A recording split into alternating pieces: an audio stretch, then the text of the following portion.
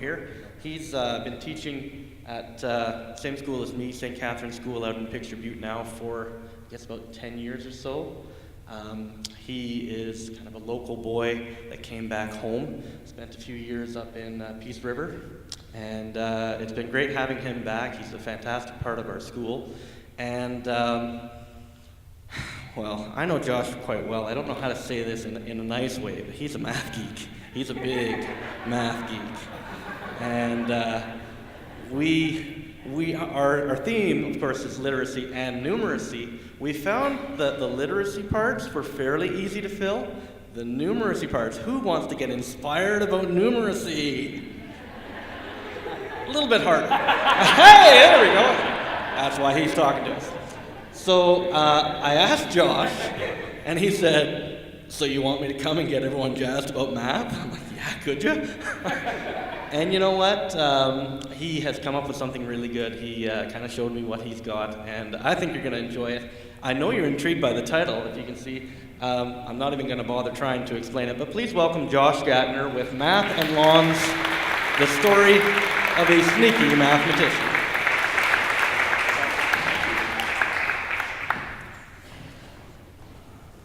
They tell me I've got 10 minutes, so I'm going to make sure to stay on that as best I can.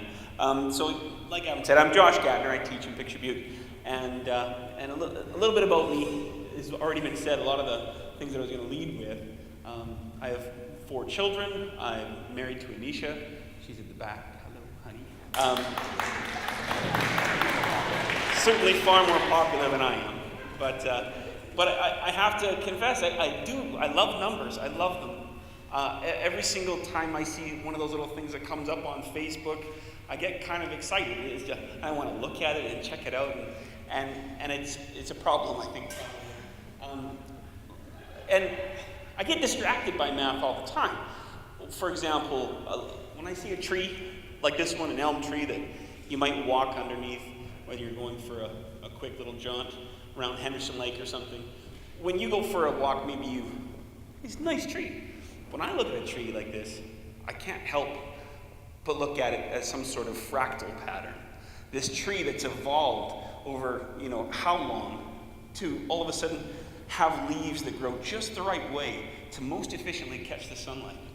I mean, that's inspiring to me. I love the fact that we have, we'll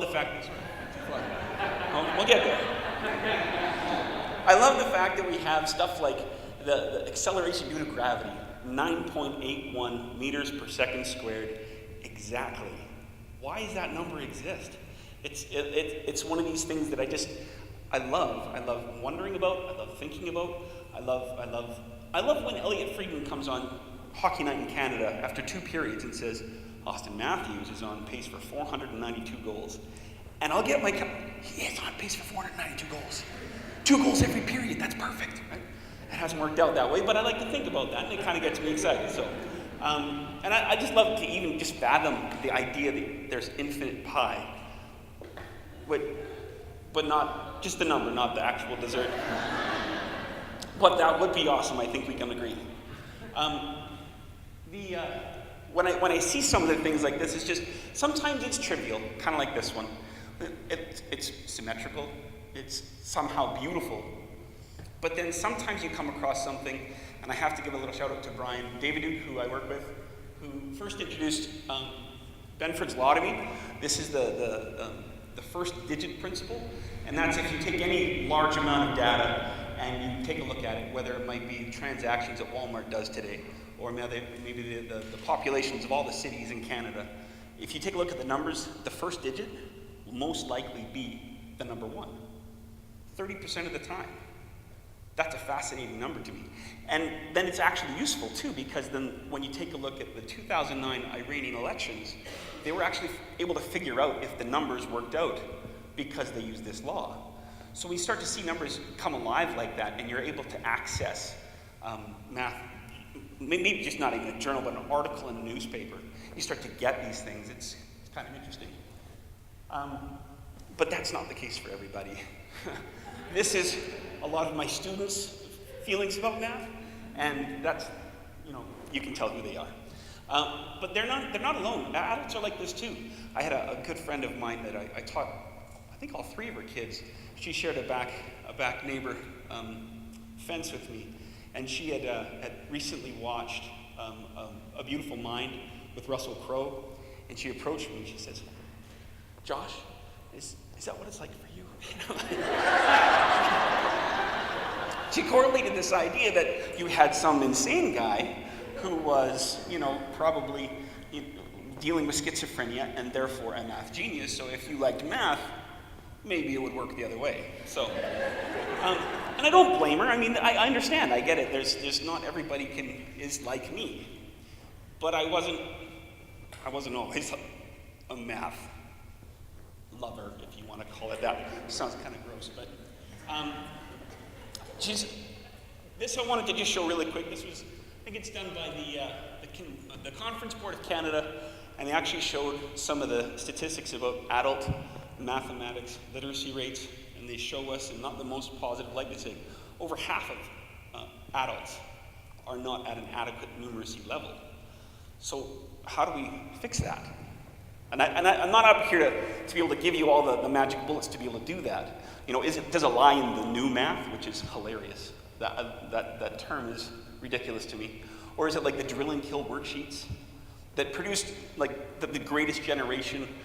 I think that's what they're called, 1930s to 1960s, where they had such incredible amounts of technology that they were able to discover, but probably also produced the most math-phobic group of all, so a little bit of both.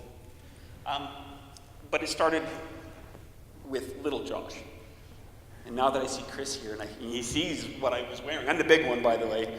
I would have wore the blue jersey if I could, but it was too small.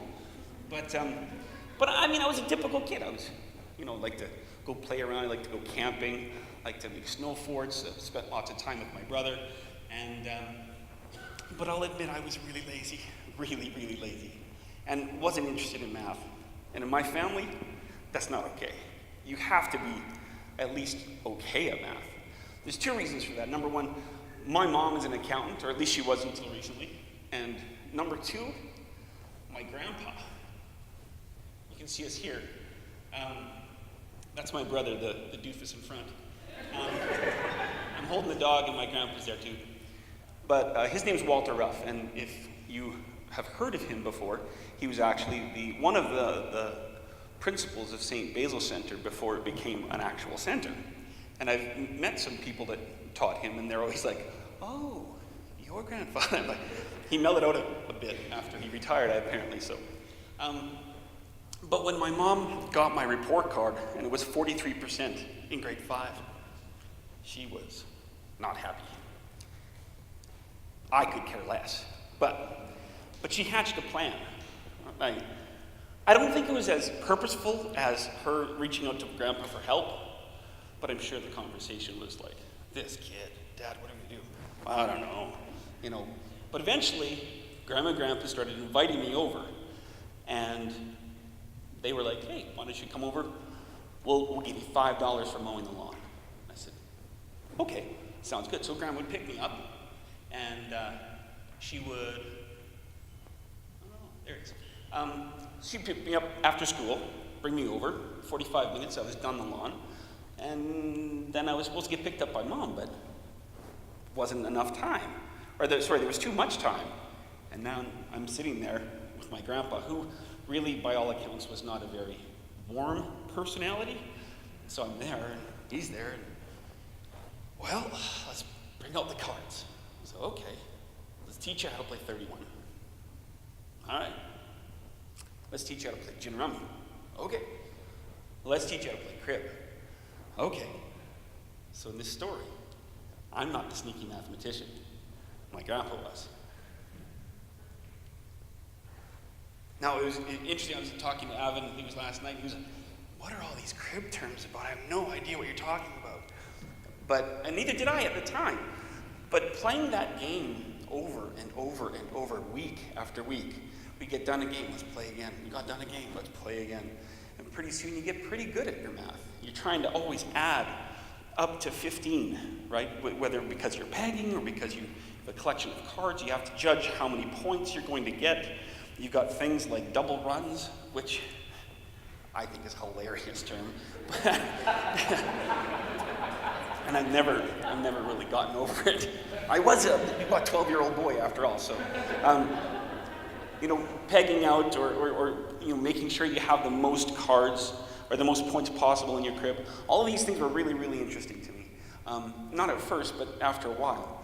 And I'd love to be able to say that my math fluency skyrocketed, and 2 weeks later that I was doing an amazing job, but that wasn't true. It was probably 2, 3, 4 years later. But it wasn't because it was curriculum. It was relationship. I got to play games. I got to sort of know my grandpa a little bit. I knew he was really good. He would beat me twice as often as I beat him, mostly double skunks. But when I did win, it was something special, So overall, it started to have me associate fun with numbers.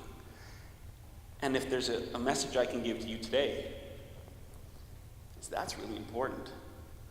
Sometimes I've been in math sessions all day long, and we were talking about how sometimes we have numbers introduced to us in a really good way, and sometimes, they come in kindergarten and their parents have always said that they're not a math person, which is, part of this process of becoming a math person means you have to have mentors, like my sneaky grandpa.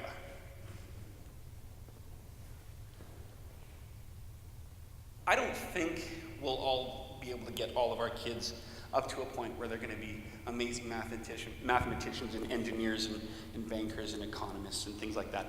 But what I do hope is that perhaps if you've got an assignment to give, tell the kids, here's some cards, go play some crib.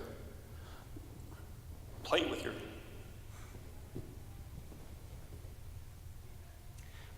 parents, play with your grandparents. Get good at it. Have fun with math. And then when they get to quadratics, at least numbers won't be intimidating. And when I end up in the old folks' home, at least there'll be some other people there who know how to play crib with me. And then we can, share an infinite piece of pie together. So, thank you very much.